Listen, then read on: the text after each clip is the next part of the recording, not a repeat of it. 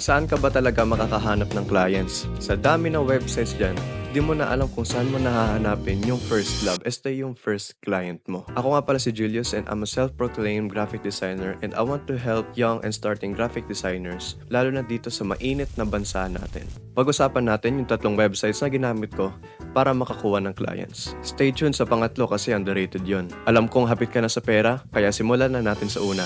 Saan pa ba? E di sa Facebook. Dito sa Facebook, pwedeng dalawa ang maging options mo para makahanap ng clients. So una, through personal network at pangalawa naman, through Facebook groups. Simulan natin sa personal network mo.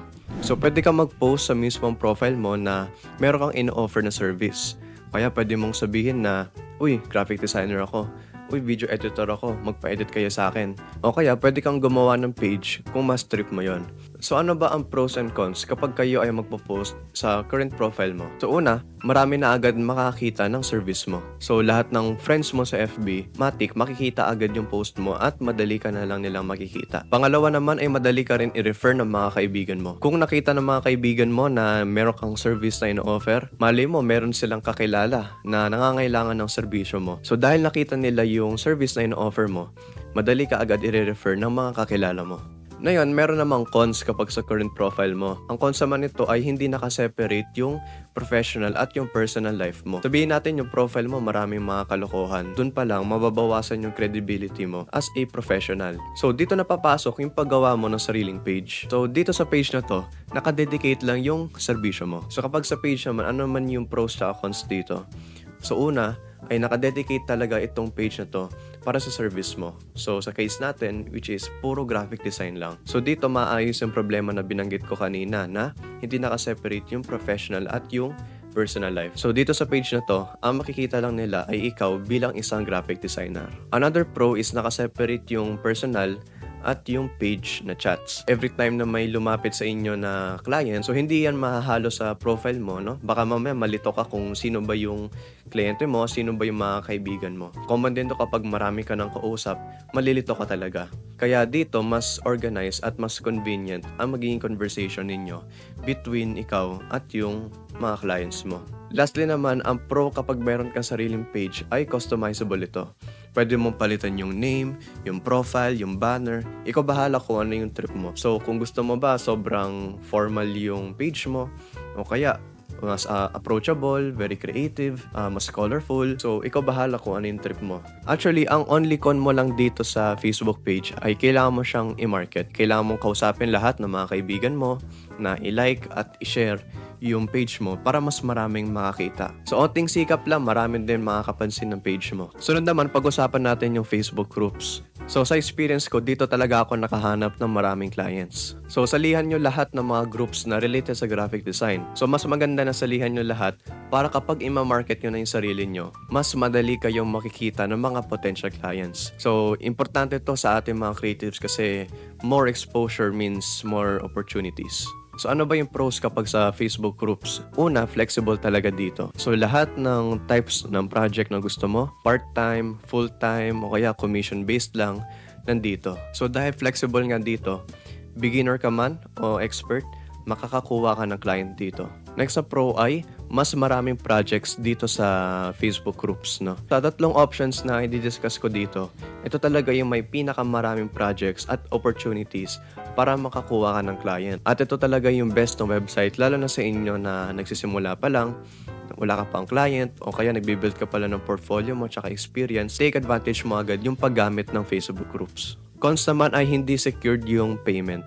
Sa experience ko kasi, 2 beses na ako hindi nabayaran. Pero wag kayong mag-alala. May tamang proseso talaga para sa payment, no? Para ma-secured mo na hindi ka scam ng mga kliyente mo, no? Para hindi ka nila i-ghost, hindi ka nilang iwanan. So, mas maganda na merong tamang proseso sa payment. At sa mga susunod na video, yun yung pag-usapan natin. Kaya sa experience ko, wag kayong matakot. Kung alam nyo yung tamang proseso, mas magiging secure ng payment dito sa Facebook. Then lastly, ang con naman dito ay syempre mas mababa yung rate, no? Since local nga yung mga clients natin, hindi naman talaga malaki yung budget nila na inaalat para sa mga projects. Ang pinakarason naman talaga kung bakit tayo nagtitake ng mga projects na maliliit lang o kahit mababa lang yung sahod ay para makakuha tayo ng experience. So, hindi ka pa nagtatrabaho para mag-ipon ikaw ay nagtatrabaho pa lang para matuto.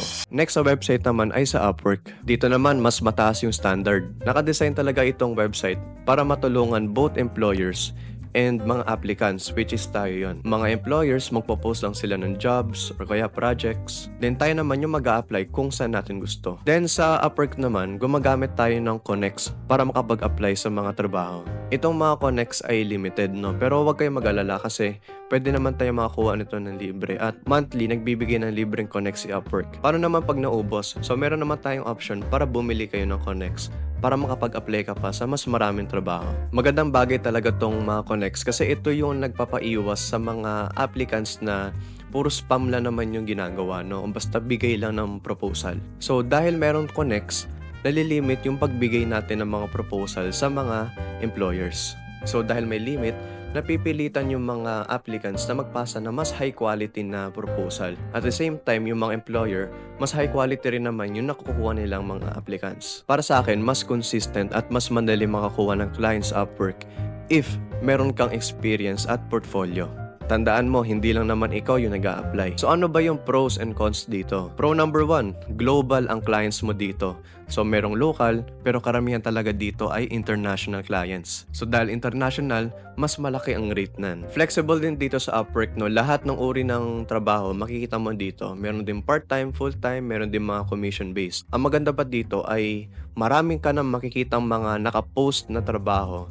Ikaw na lang bahala pumili kung ano yung trip mong i-applyan. Then lastly, ang pro naman kapag sa Upwork ay secured ang payment. So kumpara sa Facebook na possible kang scam ng mga kliyente mo, so dito less likely na hindi ka bayaran ng client, no? Kasi dahil maraming batas dito sa Upwork, kaya secured talaga ang payment dito. Ang maganda dito, hindi lang secured ikaw, pero secured din yung client mo. Kaya maraming mga employers ang nagpo-post na sa Upwork. Pero syempre, meron ding cons. Mas competitive dito kaysa sa Facebook. Marami kang katapat dito dahil international clients, international din yung mga kalaban mo. Ang susi lang naman dito ay mag-stand out ka. Kaya importante na marami kang projects na ginagawa, binibuild mo muna yung portfolio mo para once na nag-apply ka na dito sa mga employers, mas angat ka sa kanila at mas mataas ang chance na tanggapin ka nila. Ang last na con mo naman dito ay yung mga fees. So merong connects, then meron din 10% service fee sa lahat ng projects. Yung connects, ito nga yung ginagamit natin para makapag-apply tayo sa trabaho. Then kung gusto mo mag-apply sa maraming trabaho para mas maraming chances na tanggapin ka, kailangan mo talagang magbayad ng connects. Pero wag kayong mag-alala kasi itong mga connects ay investment din. Ganon din naman kung mag-apply ka ng trabaho sa labas o kaya sa kumpanya, diba, magbabayad ka rin ng pamasahe, pagkain mo pa. And dito, ang connects lang yung babayaran mo at ginagawa mo to sa bahay lang. Ang last na website naman na ginagamit ko ay yung Reddit. Kung hindi pa kayo familiar dito, it's a social media app or website na ang mga pinopost dito ay mga forums o kaya mga post. Tapos sa mga forums na pinopost, dito na nagkakaroon ng mga discussions. So yun talaga yung focus ng Reddit kumpara sa mga Facebook o IG na ang focus ay mga pictures, ganon. Dito naman sa Reddit is more on usapan talaga. Then dito sa Reddit, merong tinatawag na subreddit. Ang subreddit naman ay parang groups din sa Facebook. Pero ito yung mga mini community na kung saan ay mga forums naman dito ay nakafocus sa specific na niche o kaya topic. Sa case naman natin, mag-focus lang tayo dito sa r/for-hire. So dito talaga ako nakakuha ng maraming clients. So itong for-hire na subreddit naman ay community na similar sa Upwork na kung saan yung mga employers magpo-post sila dito, then tayong mga applicants naman ay pwede na agad natin i-contact yung mga nag-post mismo. Ang pinagkaiba naman ito sa Upwork ay tayong mga applicants ay pwede rin tayong mag-post dito sa for-hire na tayo ay merong service na ino-offer. Okay, pros and cons naman. So, ang unang pro naman dito ay hindi pa siya ganun ka-saturated. Kumpara sa Facebook at Upwork na sila talaga yung sikat na website. Dito naman, onti lang yung gumagamit ng Reddit para maghanap ng trabaho. So, i-take advantage mo agad yun para mas tumaas yung chance mo na makakuha agad ng kliyente. Next pro naman ay puro international ang client mo dito. So, ibig sabihin, marami ding high-paying na clients. So, flexible din naman ito. Lahat ng uri ng projects ay nandito. Pero mas angat dito yung commission-based na project.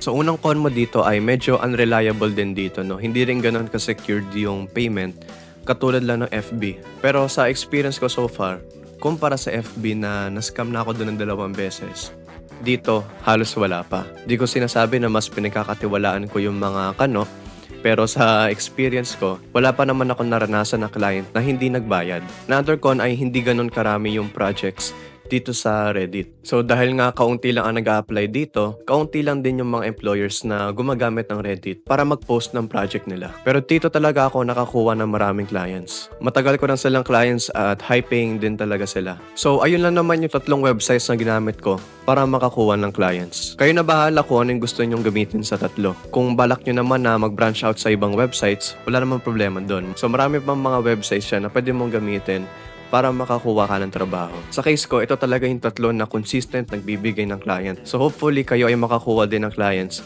sa mga websites na to. Pero may mas importanteng element para makakuha ka ng client. So ito yung nabanggit ko kanina at ito yung portfolio. Pero sa next video na yon, magandang usapan din yon. Kaya sa muli, maraming salamat sa panonood at dapat maging magandang takbo ng karir mo. Good luck!